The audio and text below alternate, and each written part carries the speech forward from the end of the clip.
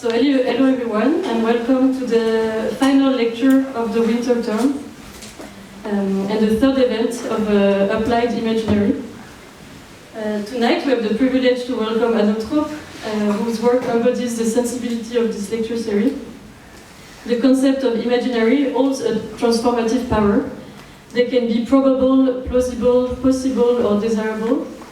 And this imaginary constructs meanings for individuals, communities, and society, mediating our relationship from the world and others.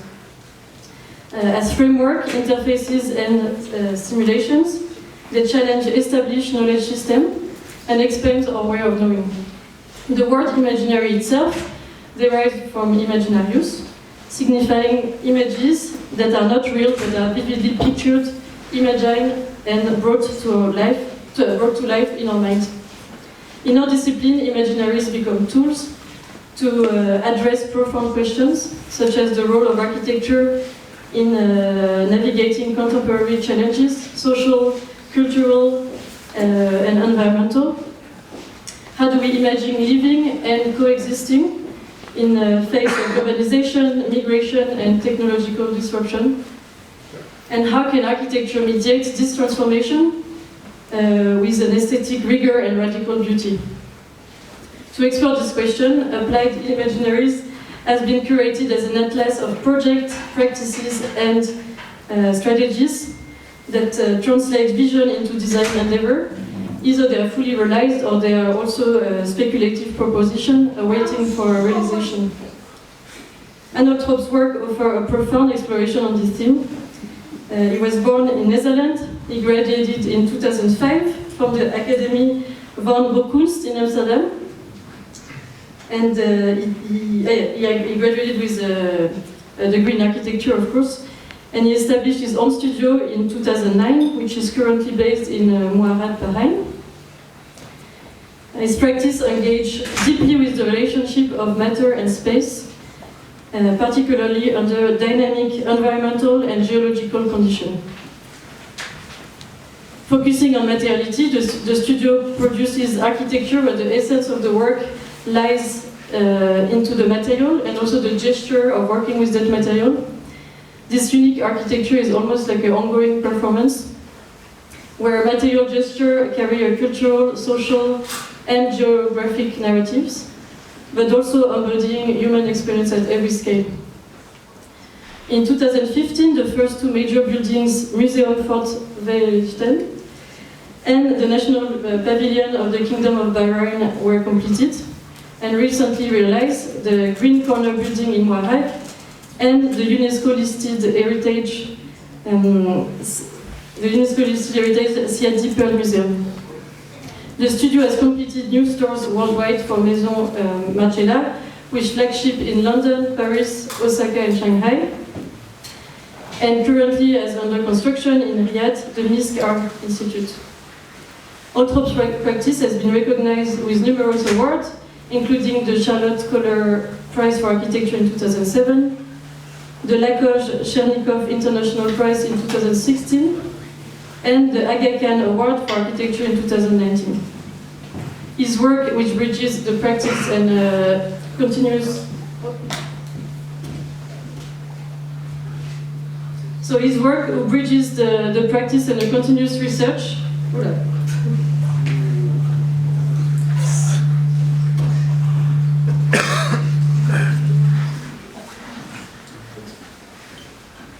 Is it still working? No. It's still working? So his work that bridged the research and his practice has been published in prominent publications, the 2G monograph and the Croquis 2020 monograph as well, titled Sight, Matter and Gesture. And as an associate professor at ETH Zurich, Holtrop contributes significantly to the architecture discourse and facing the importance of site-specific relationship and materiality. His works, project, and research have been presented at major biennales and institutions worldwide, such as the first Shanghai Architecture Triennale, the Seoul Architecture Biennale, Frac Le Plateau, and the Carnegie Museum of Art. So welcome to Anne Holtrop tonight, and the floor is yours. Thank you again.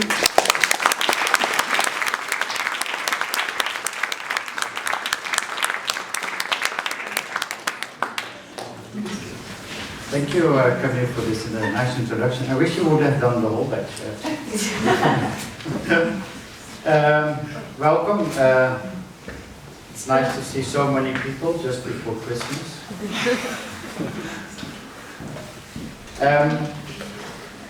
I'm ex-ETH professor since yesterday. So to update about it. And I will continue as a titular professor in Mendrisio, where I started before the ETH. Continue teaching on the relationship between matter and space.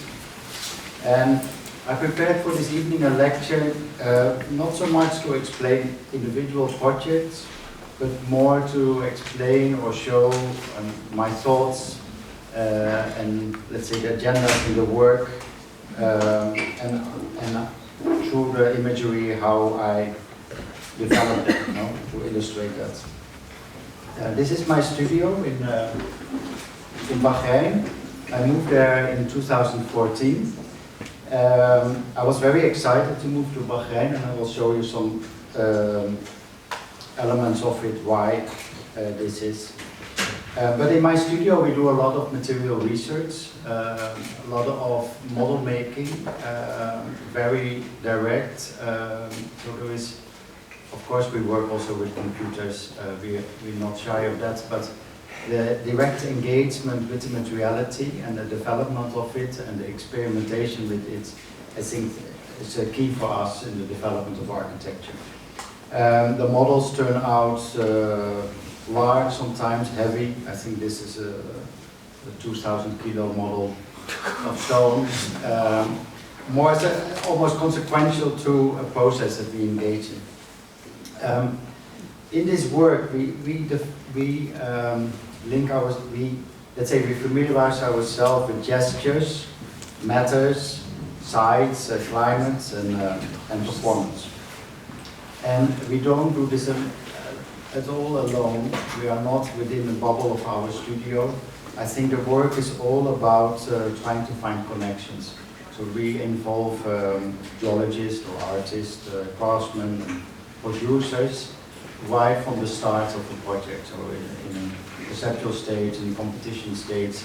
And for me, the development is really almost have an open plan to it, not to have any preconceived idea of what the outcome possibly should be, but in the connection and in the dialogue develop the work.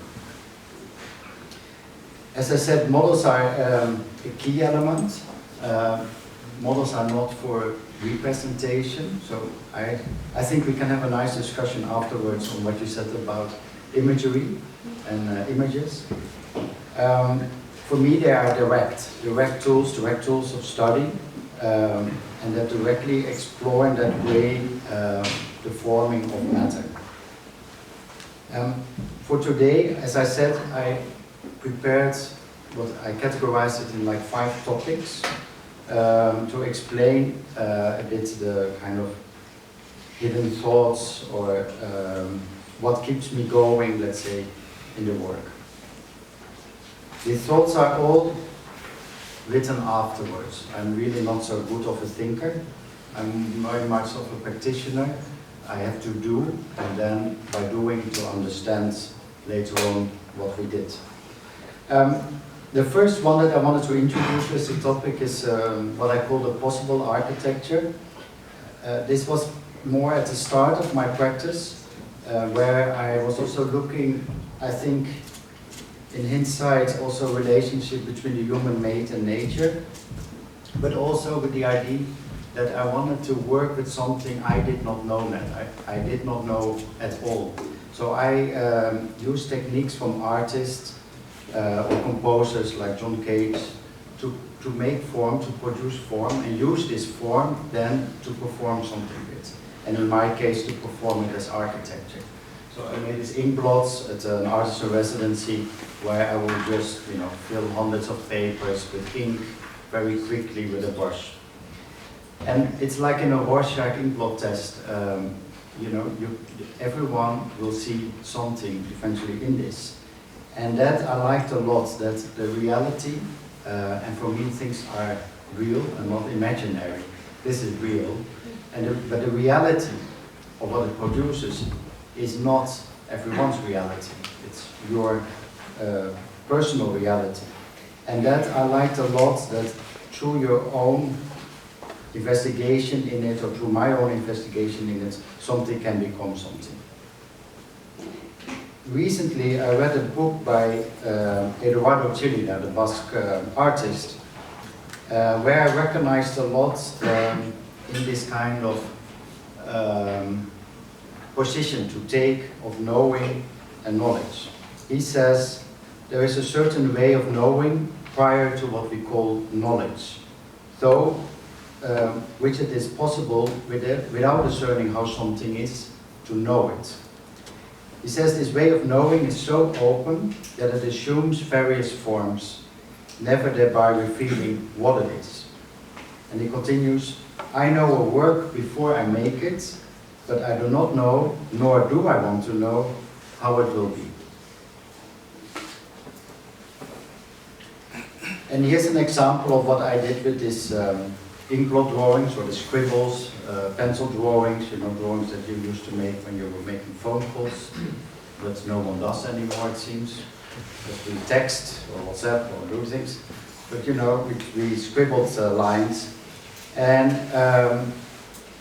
I literally traced them as plans of architecture, plans that did not have a scale yet, or a size yet, and they could be explored by placing furniture in it, and they become spaces of architecture. And then these I will build. I will build them in various materials, various sizes of models, to explore its architecture. And what's funny enough is that when I see it, there is also other associations. You know, this one in this gypsum form looks also a bit like a Gothic fragments, you know, of a column. And every time the tracing, the interpretation, I believe, could produce something new, something to be still invented, and something we did not know yet. Therefore, I also prefer my work not to have a singular conclusion, not to have it as an end, but to have that openness in it, I hope, even if I'm no longer working on it. In 2011, in 2009 I started what I call my own practice. When I graduated architecture, I was happy that I was released from architecture. And I started working for artists, because that's actually where I wanted to be. And after 5 years, assisting artists like Sarkis or Dutch artist kind of Koning, I figured out that maybe I could apply that attitude also towards architecture, and from that moment on I thought I could start. The first projects were because I was I was more connected to the art scene, I was more connected to art institute, so I got commissions from there, to join an exhibition, to make a work, etc. So my architecture friends did not believe at all I was an architect, because my buildings had no windows, there was no insulation, I had not had to follow any restrictions. And then in 2011 there was a competition for a museum, which is this museum that you see here. It's called Museum Fort Vechten in Dutch. It's a lot of... This was a competition for 10 architects that were invited, which I was lucky to win. And it's part of a Unesco World Heritage Site about the fortresses in the Netherlands that were to defend the country and to flood the country in case of when the enemy would conquer us. This was, of course, before airplanes and everything. And what I did was I got a beautiful drawing for the existing landscape as it was at that moment. So after 150 years of erosion of landscape, it became a kind of natural, it got a kind of more natural state again. And I did literally what I was doing with this inkblot. I traced the map of the landscape that was given to me to produce the architecture with. So here you see the two courtyards, because the building that I proposed is built underground, like the existing fortresses are as well. And I use just the height lines, which of course we don't see them in the landscape, but it is a way how we draw a landscape. I use the irregularity of that eroded landscape to produce the architecture. And underground, these lines are copied and transferred as all the interior walls, the walls of the two main courtyards of that space. And then there is a kind of rectangle, more or less, drawn by hand. That is the size of the program that we needed for this museum. It's tilted because it had to connect with the existing building. This was in the brief. And then I thought to not complicate the connection, I just need one place where I can enter, and then the museum unfolds.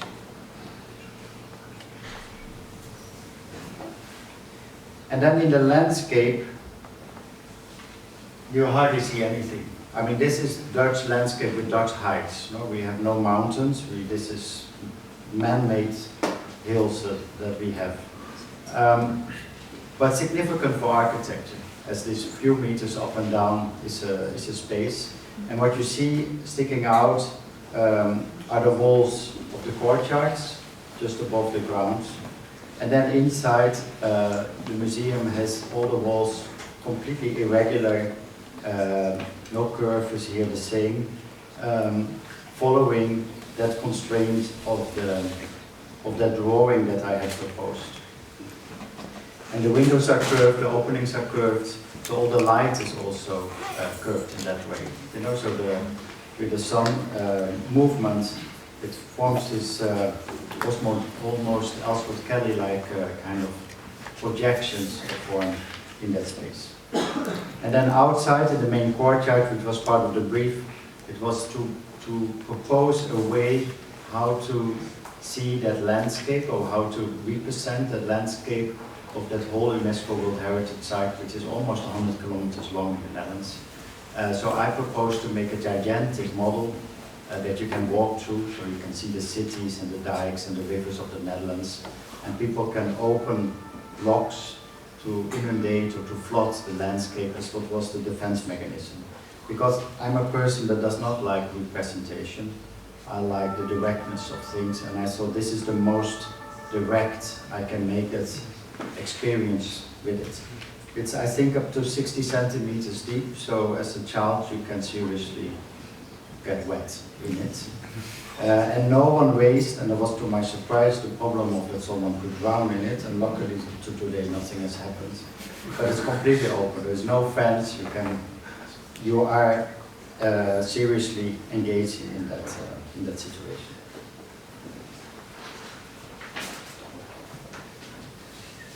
So then I think with this building I became an architect, because there was glass in the windows.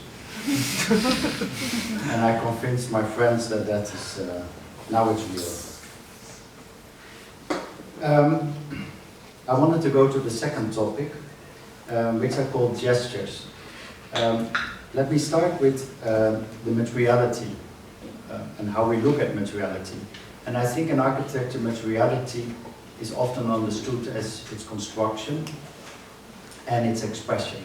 That's what we express through its materiality. And what we did, or what we developed into, is where we see materiality more in its process. So in its process of working the material, and the way how we form, while working on the material, the way how we can form that material, which I call gestures, or related to material gestures.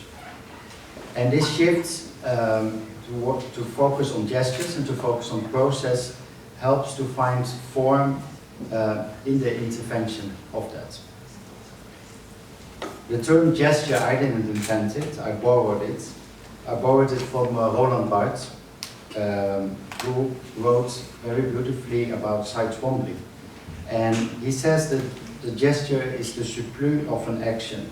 He says the action is transitive, it seeks only to provoke an object, a result, whereas the gesture, Roland Barthes writes, is the indeterminate and inexhaustible total of reasons, pulsions, indolescence which surrounds the action with an atmosphere. And I thought that's very beautiful. So the action doesn't need to have any sense in a gesture. You can do something without having any reason for an effect of it, rather than just to do.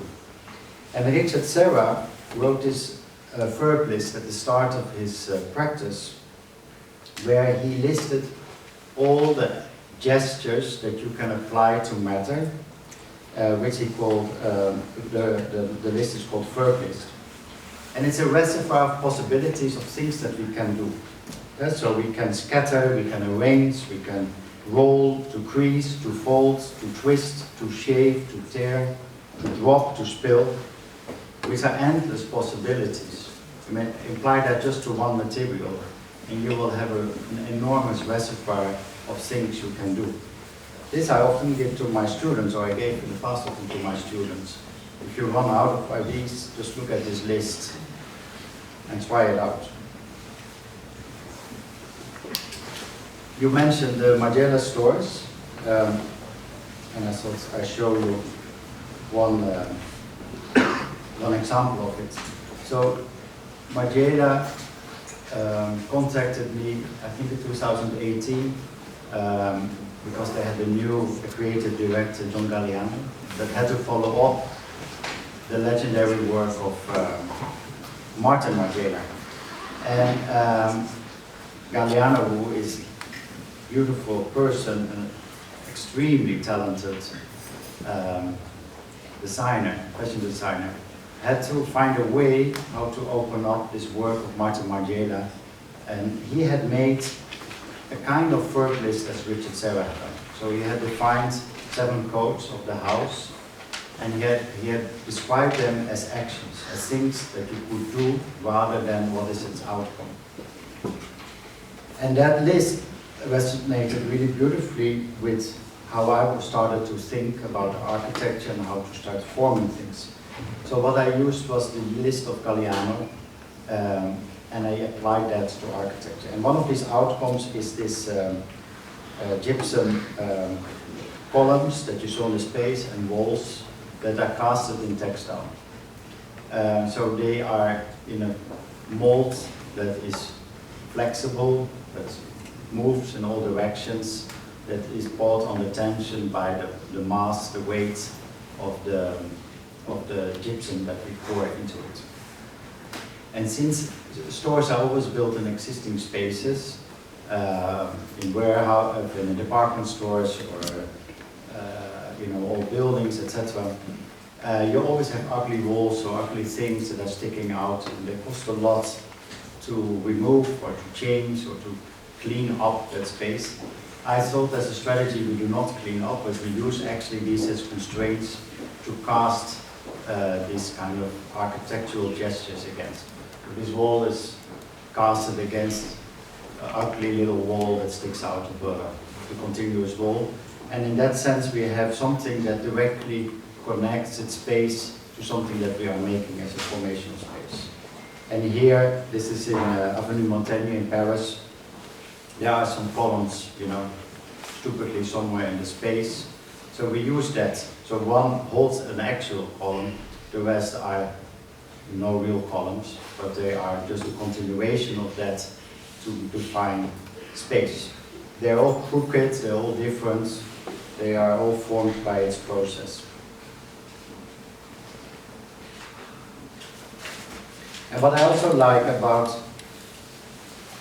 having the process that is really part of the formation of matter is that the history of it, the traces in its end result can still be found. So we can still observe in it elements that are traces of how something has been formed. This is the glass of the Siyadi Pearl Museum that Camille mentioned, that are formed on loose gypsum and are moved around with the fingers to form that mold in the glass kiln. And that, if you observe it, is also what you can still see in its end result.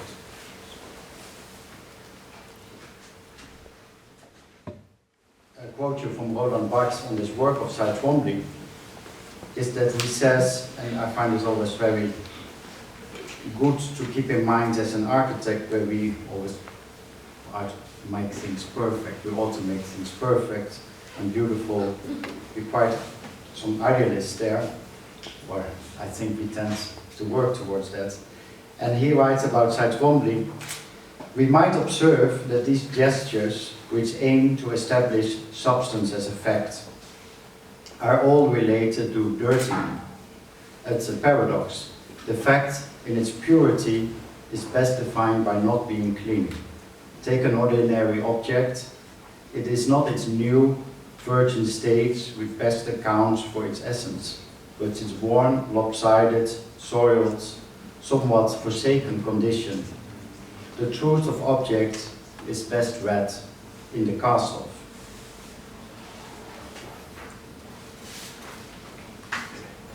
Was there a glass of water? Oh, no, if it's not here, then that's fine. It brings me to the third topic, and that's matter to matter. For all matter that we have on Earth, I discovered in the teaching, that was very helpful with the teaching with the students and the geologists that we had on board, is that it is heat that creates all the different states of matter. And the Earth is actually is the only known geological active planet, which means we have a heat source inside. All the other planets that we know of don't have that. And active volcanoes that we have, with lava eruptions or geysers or hot springs, are the most perceivable and also mesmerizing examples of the heat that is stored in our Earth. And that affects all matter that we have on Earth. Rock is formed by heat. Then it's worn down into pieces by erosion and then formed again. And this is what we call the rock cycle. And so the rock cycle is a materialization of time in many millions of years. So it's difficult to experience it all at once. But everything, the mountains, the Austrian mountains, will eventually sink into this earth and will be reborn again. But it is so long, that time period, that it is abstract. But what we can witness is the use of heat in the altering of matter in most places of production, and for the production of our materials, such as the smelting of alumina that is derived from bauxite, or to extract pure aluminium. And here I show you some video stills, some film stills that we made with Armin Linke when we did in 2018, 16. This was 16? Yeah, 16. We did, luckily the curator is also here in the audience. We did for Bahrain, for the Venice Biennale, for architecture, we did an investigation into the country following just the drill of one material. So we followed aluminium, as Bahrain is one of the largest aluminium smelters in the country. And that's not because we have the raw material present there, or the source material, but we have cheap energy. And this was already, this aluminium smelter was already installed in the end of the 60s, early 70s, as a way to diversify the economy. And what you can see nowadays is that aluminium is present in all kind of places. So you can go to an old, let's say, an old man that used to work with timber in his workshop. He's not working with timber anymore, but he works with aluminium sheets, and he makes kitchen cabinets out of it. That's how much that material has become, you could say, a new vernacular building material. It's cheaper in a country where we don't have trees in Bahrain. It's cheaper than wood. So this is a material that is there and that we work with. I show you a fragment of Armin Linke's film, but I wanted to say one thing, because we often get questioned nowadays, or we are questioning the sustainability of materiality. at the ETH in Zurich. Of course, this is a very hot topic. And that is, should not be disconnected from where we are in the world. Where wood would make a lot of sense maybe in Austria, would make no sense in arid countries. As that wood would be also destroyed in no matter of time because of the harshness of the climate. But we have other possibilities. So I think, let's say, aluminium in certain parts of the world actually does make a lot of sense. I show you the fragment of this.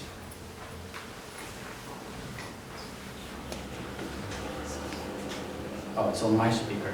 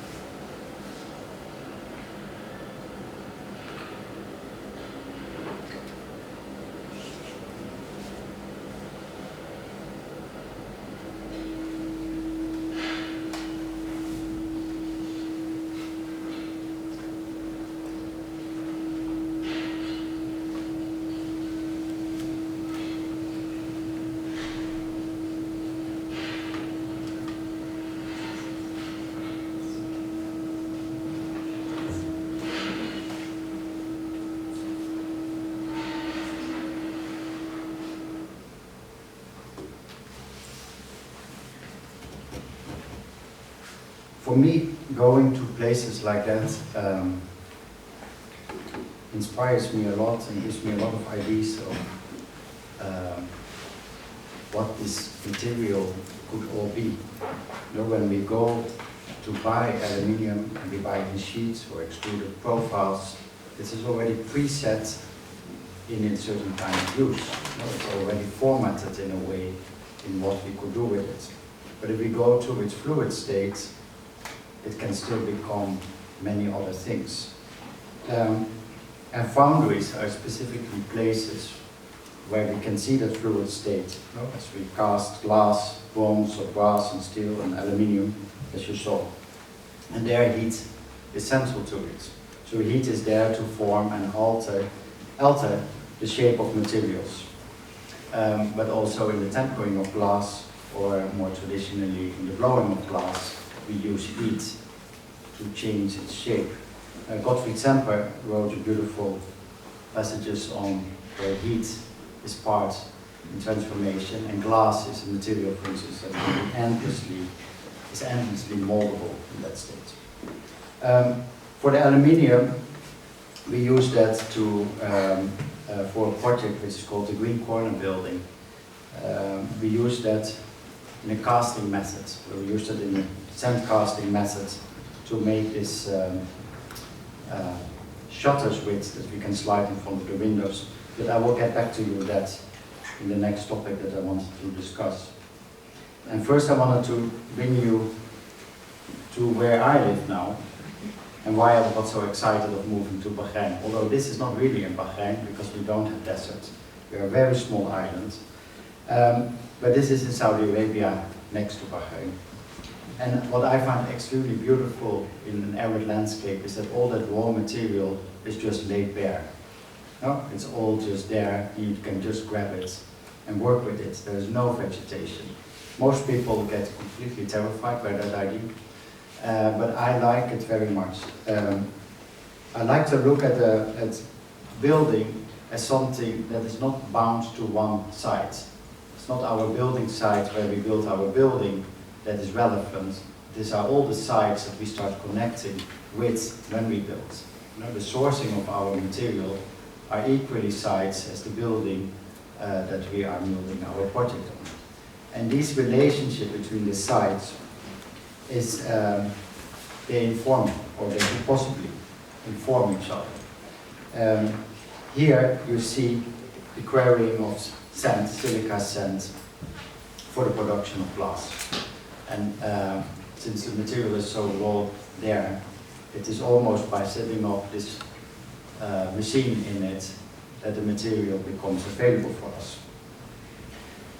This is Bahrain, and I wanted to show it to you that the altering of matter, or the moving of matter that is present at a place, as you can see here on the left, these are burial mounds. So these are burial mounds of the Dolmen civilization. This is a civilization that dates back to 4,000 years before Christ. So 6,000 years old burial mounds that you can find in Bahrain, and a part of the urbanization that is very close around it. And what I find really beautiful is that the material is all there, but by moving and shuffling it up to a heap, it creates meaning, it creates significance. That already is such a strong, but such an important difference. The other one is more contemporary. This is the first photo I took before I arrived in Bahrain from the airplane. This is land reclamation. As the country is so small, it continuously expands in the sea. It does that, it did that in the past in the coral reefs, and it just digs up the sand from the bottom of the sea and moves it to a more shallow part. One and the other are related in the same kind of gesture of forming matter. That's why I put them here together. That rearranging or reforming of matter, we explored in glass very recently for the Diriyah Art Biennale that was in Riyadh with the curator Uta Metabauer. And we did glass research, or recycled glass research. We discovered that Saudi, since our hunch was that Saudi must produce a lot of glass since they have so much raw material present. And when we started looking into it, we discovered that there were a lot of what they call container glass. So container glass is the biggest glass production that we have in the world. It's not the architectural windows or that glass, but it is actually container glass for bottles, etc. It's the biggest glass production. And in Saudi they produce a lot, and funny enough they also produce beer bottles there. So they produce all the glass that is needed in the world to work with. But glass you cannot recycle 100% because glass always has contamination, which also shows in the coloring of the glass. So if you mix different batches of glass, even from the same producer in a different amount of time, the contamination will be different, and therefore you will not get the same result out of it. So if we recycle glass, we bring all this glass now to the recycling store because we think this will be 100% recycled. But that's not true. You can only do up until 20–30% in new glass making. So our glass market is still, glass is the fastest growing, also in architecture, fastest growing building material. So that glass is still, we're still growing, and therefore we can work like that. But what we said here as a question, since this was an experiment, and this was for an art biennale, we said, what if we would 100% recycle, what would be its outcome? So we grow glass in all different kind of shards, different kind of temperatures of fusing to casting of glass, etc. And the results that you see here are based on almost all of the same glass, but just by the differences in its the heat forming, the temperature of holding it in the kiln, the annealing times, etc. It's got different outcomes. And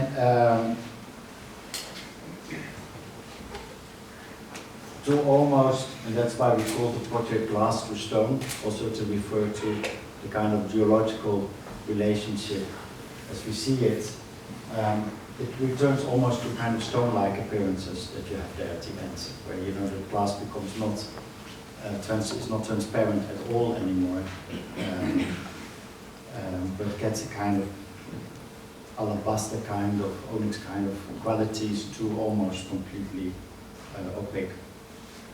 And with that we built a wall, a glass wall in that exhibition that hardly didn't survive the thermal differences that we have with the day and night differences in Saudi Arabia, which are one of the largest temperature differences that you can have in the world in the winter period.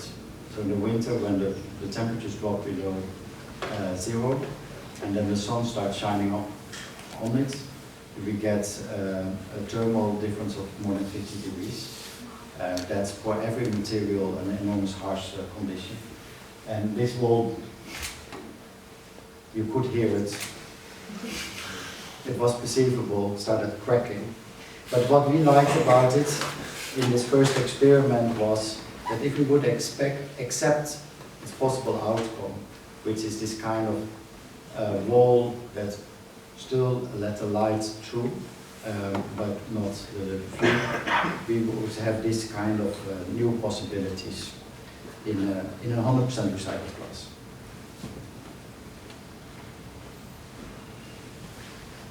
We're still here in the matter-to-matter topic. This is a topic that I think I'm a bit longer here because I think it's very important in the practice. And it started in a long time ago, let's say, when I was still living in the Netherlands and I didn't have this arid landscape around me. But Bas Prins, a photographer from the Netherlands, and me, we were friends, we are friends, and he was photographing my work, and we started collaborating on some more free projects together. And one of them was to visit Petra in Jordan, where you have these beautiful tombs carved out of the mountains. And this photo of us on the left side is one of these burial chambers. And what I find so beautiful about it, that it is an architecture that is all made by taking matter away. There's no drawing that is there. There's no material added or nothing is constructed. It is all by the act, almost a sculptural act or more sculptural act of forming matter. And that's also what we set out then back in Amsterdam in my studio. So we made a big sandbox in my studio and we started digging in that sand. And the result of that, cavities that were formed in that sand, we casted them. So we put gypsum, this is gypsum with a pigment in it because the form shows stronger and it's slightly darker. But that was the act. And first we were digging very precisely the kind of result of architecture, you know, with floor, with columns, etc. But the less we formed it, I thought actually the more stronger and more beautiful it got. So it was just a moving of sand that then was casted. And that matter to matter, that sand to gypsum formation gives an incredible richness of form that you see here. And then we cut doors, we cut the side of it so it could stand on its side, and we built these models with it.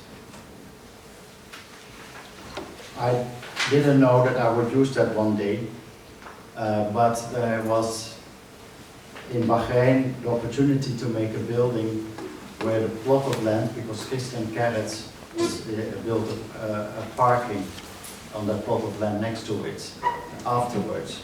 But before that, there was this land available that was just sand, because in Bahrain the land is sand. And on that sand, we casted all the concrete of a building that we call Green Corner Building. And the sand is loose, it's form matter. We didn't need any form work other than the sides, the limitations of the elements. And every time that sand would be moved around and would form different imprints on the concrete. So here you see the building site on the left. That was very simple, and we did, we reduced significantly the energy usage, let's say, because we left out all form work that you would normally do in a concrete building. But more interestingly, I found that the place itself was also forming its building. So the loose sand was constantly leaving its imprints on the building. Here you see it with Christian Carrot's parking behind. And if you look at the building, it's a temporal record of its own production. So it's a timeline. So the start of the elements to the end, you see kind of timeline of something that is formed. But they're also like landscapes. For me, they are like maybe here we are on the imaginary. They are imaginary landscapes. They could be with as topographies of other places, which I find it creates a nice ambiguity of how to look at the reality of these casts. These casts are all structural, so the concrete is all structural elements.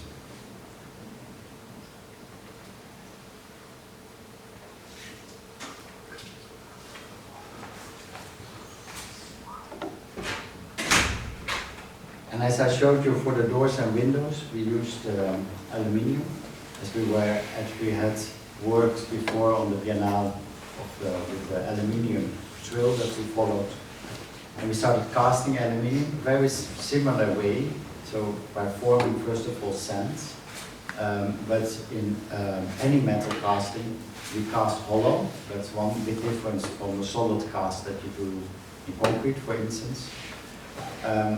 So you cast hollow, but the formwork that you cast in is also sand.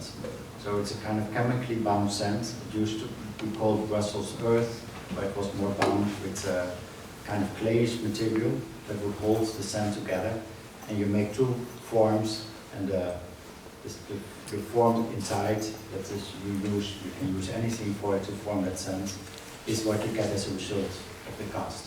So if you see any bronze sculpture outside, if you knock on it, you will hear it's a hollow thing. You cannot cast solids because you would have temperature differences that are enormous. So you cast hollow, so you also see the interior of that kind of double negative of that sand cast, but leaving that imprint on it. And what we did was this is the entrance door, to put that other negative of the landscape as the one that you see first when you enter the building. And here you see the building in use. The building supposedly was for an archival building. That's why also we had the aluminium shutters in it to shut out the light. Because it was an archival building for paperwork and books. But the client, who has an NGO to preserve the cultural heritage in Bahrain and the region, fell so much in love with the building that she started using this building. So it's quite funny how this building got a complete different life.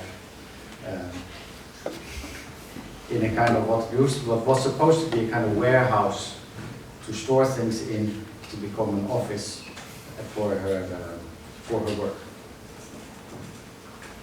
And for the Misk Art Institute, we did that same kind of idea of that casting, of forming from one matter, forming the matter of the landscape into the matter of which we constructed. And here we do that, we propose to do that in glass. So we see the Zurich mountains. This is a kind of central mountain rich in Saudi Arabia. And that's where the wadis, or the dry rivers, originate from, that are at the historic base of the formation of what we now call Riyadh as the capital of Saudi Arabia. And this museum is placed at one of these wadis, which is so very significant for its place. And the first thing was how to develop a material for it. And since the museum mission was to make a daylight museum, we thought, okay, obviously the most logical one should be glass.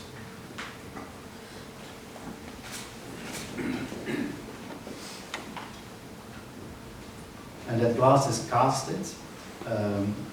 It's borosilicate glass. It took us almost 5 years to develop. As we naively thought, okay, let's do it now in glass.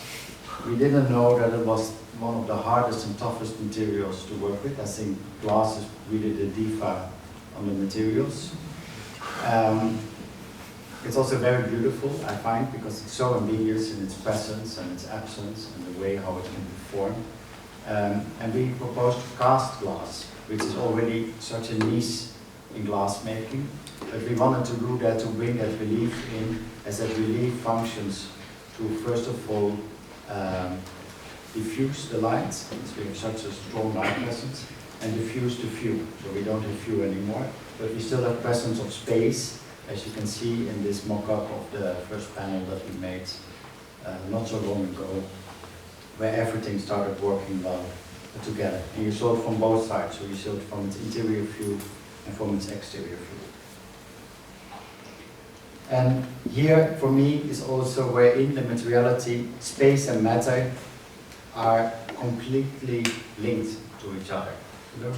Space, matter, spaces between matter or matter tracing spaces you cannot separate it anymore.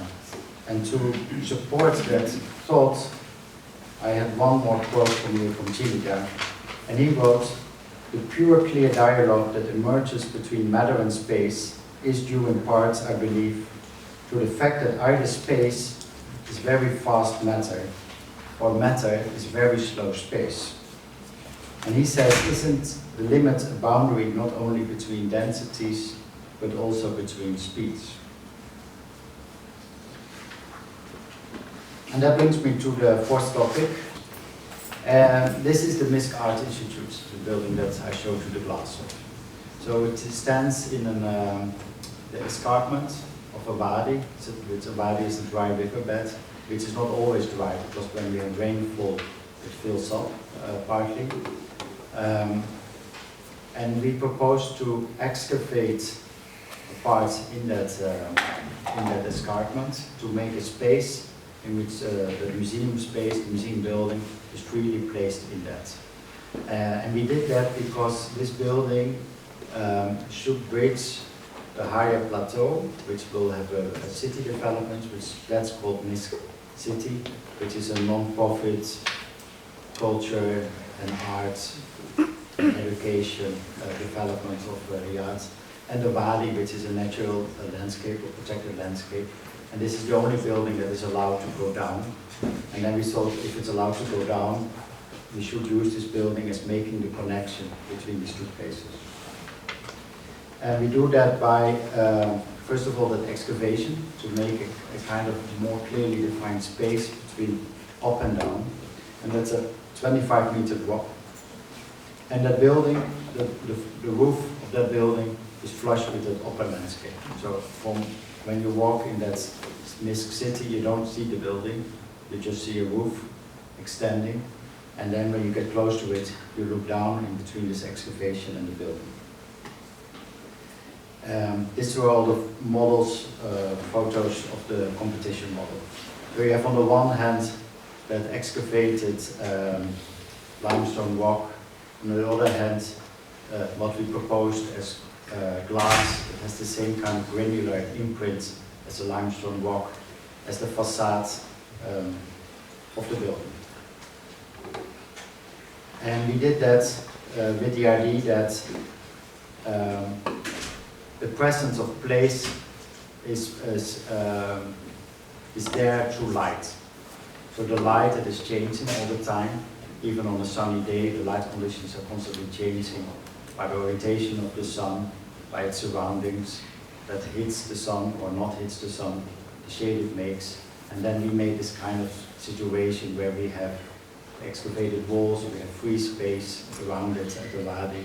So we have very different light conditions throughout the day or throughout its position. And that will create a dynamic light condition inside the spaces.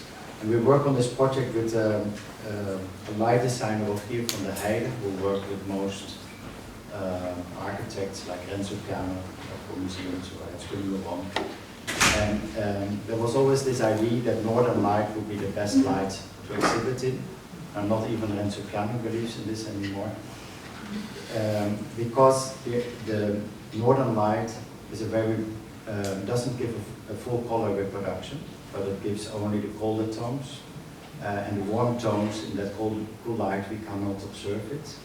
So it's actually not the best light for viewing art. So we want nowadays to have back all the light, but we don't want the light, of course, directly affect the artworks. So the question is how to prevent that we have the right light levels and that effect. But we want dynamic of light. We want to have the full light because we have the more accurate color reproduction. And we do it here in a more extreme way. because we have light passing through and we create quite a different light condition, so we make it here much more dynamic. But that brings the presence of place. So this museum, these exhibition spaces are very different than when we would have built it here in Austria, for instance, just because the light conditions are so different. And the building is very bare, so it's a building that has no columns, nothing. It has only a few cores. All the floors are with a lot of beams, cantilevering, and this glass, since it is cast glass, has a structural integrity by its own. It is standing in front of the building perimeter. And there's something beautiful, a beautiful intrinsic relationship, I think, between heat and the radiation of light. As this is at the cast glass factory, it's an older art foundry in Shanghai that we discovered that is casting in borosilicate the glass panels for the building. So it's a father and son that run this art foundry, and the father is an artist. So he started this foundry, first of all, to produce huge glass Buddhas for his own artwork, and then became also a producer of other projects. And his son, I think both of them love architecture, but his son saw a possibility in architecture. And they're doing two buildings now, our building and a building of Herzog and Miron in Guangzhou at the Grand Canal in China at the moment.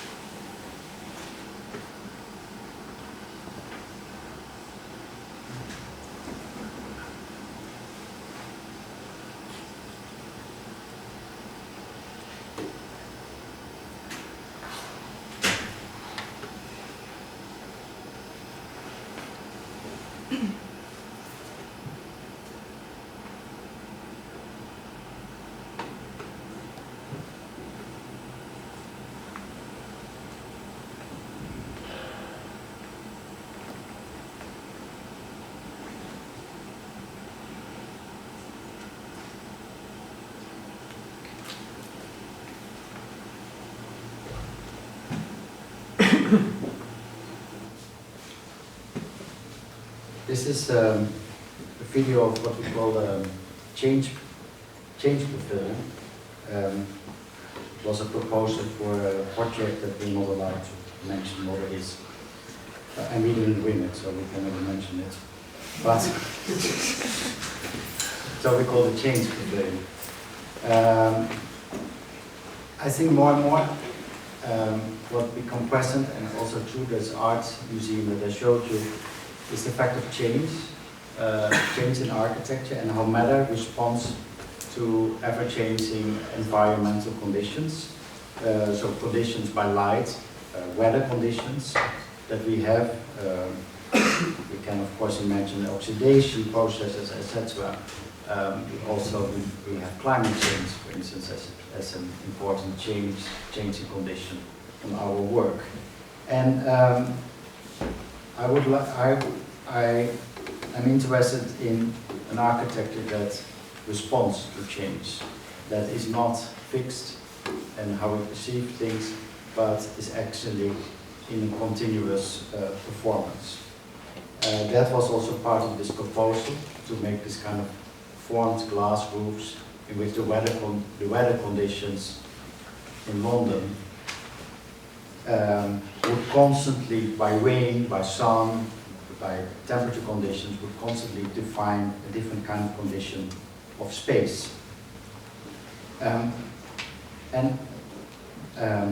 Our environment, we all agree, is in constant change, which I think is a very natural thing. But humans, we tend to like stability, no? So we like to have something fixed. And I think the exception of change, I think if we accept change more, the present moment, the moment of every now, becomes more our reality than one that we like to see as a kind of fixed reality. And for that, I read a beautiful research by a British physicist, which is called Julian Barber. It's quite a well-known physicist.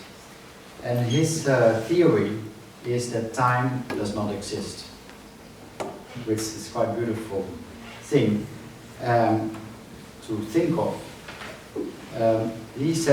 He argues that we have no evidence of the past rather than our memory of it, and we have no evidence of the future other than our belief in it. And he says differences merely creates an illusion of time, with each individual moment existing in its own right, complete and whole. So what we notice as variations in the shape or changes in positions of objects, or me talking one word after the other, give us an illusion of time. But Barber argues we only see different states of matter. So when we say time has passed, actually what we say, things have changed. And earlier this year, we completed, and that's the last thing I will show you, the Siyadi Pearl Museum, which is indeed part of the Unesco listed heritage site, which we call the Pearling Path, a project that is created and formed by my wife Noura Asaya. You probably know some architects from Office Christian David van Severen or Christian Kerets or Valero Jatti that have contributed to this project. And my contribution, or our contribution from my studio, is one of them is the Siyadi Pearl Museum. So it is to showcase the natural pearls. This whole pearling path is about that Bahrain is well known for its natural pearls. Cartier used to, Jacques Cartier visited Bahrain and that region to figure out where pearls were actually coming from. And still up to today, it's an active industry, you could say. So there's still pearl diving, there's pearl merchants. And for the main room in the Pearl Museum, we finished it with silver leaf to have a finish that is not white or clear, but to have something that has a certain kind of luster in it. But silver is a very responsive material, so it is not stable. So we have saline air in Bahrain. We also have